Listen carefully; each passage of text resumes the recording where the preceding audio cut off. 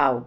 भाव जो होते हैं, जो रस आनंद जिनसे मिलता है, जिनसे हमारे मन को खुशी मिलती है, खुशी की अनुभूति होती है।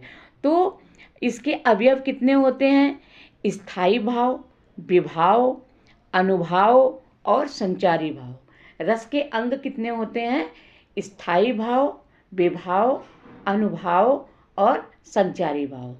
तो देखिए, स्थायी भाव जो होते हैं वो वैसे तो स्थायी भाव 9 होते हैं, लेकिन आचार्यों ने 2 रसों को और बढ़ा दिया है, तो वो 11 रस हो गए हैं। तो वो कौन कौन से रस हैं और स्थायी भाव क्या होता है? सबसे बड़ी बात ये है कि स्थायी भाव क्या होता है कि जो हमारे मन में हमेशा बना रहता है। प्रधान भाव जिसको कहते हैं, प्रधान भाव वही हो सकता है जो रस की अवस्था तक पहुंचता है और रस की अवस्था तक पहुंचता है और वही मन में जो है भाव देता है। चाहे वो वीरता का भाव हो, चाहे हास्य का भाव हो, चाहे आपका क्रोध का हो, चाहे बीभत्सता का हो, चाहे भक्ति का हो, जो भी हो। तो उसमें जो स्थायी भाव होते हैं वो हमेशा मतलब जो है हमारे मन के अंदर रहते हैं। जैसे श्रृंगार रस है।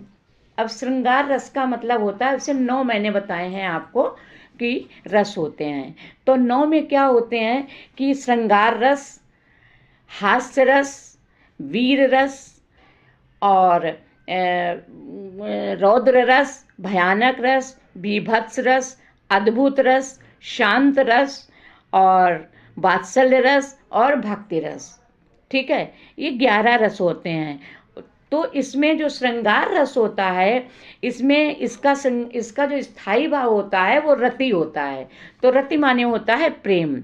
और श्रृंगार रस 2 तरह के होते हैं, संयोग और वियोग।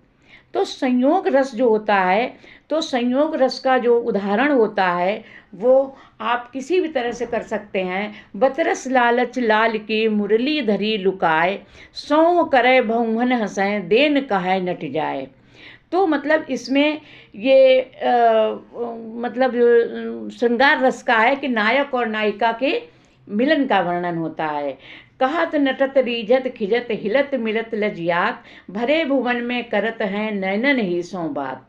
तो ये भी एक रस का मतलब एक श्रृंगार रस का उदाहरण हुआ। और आपका वियोग रस का क्या होगा? वियोग रस का होगा कि कहत कत पर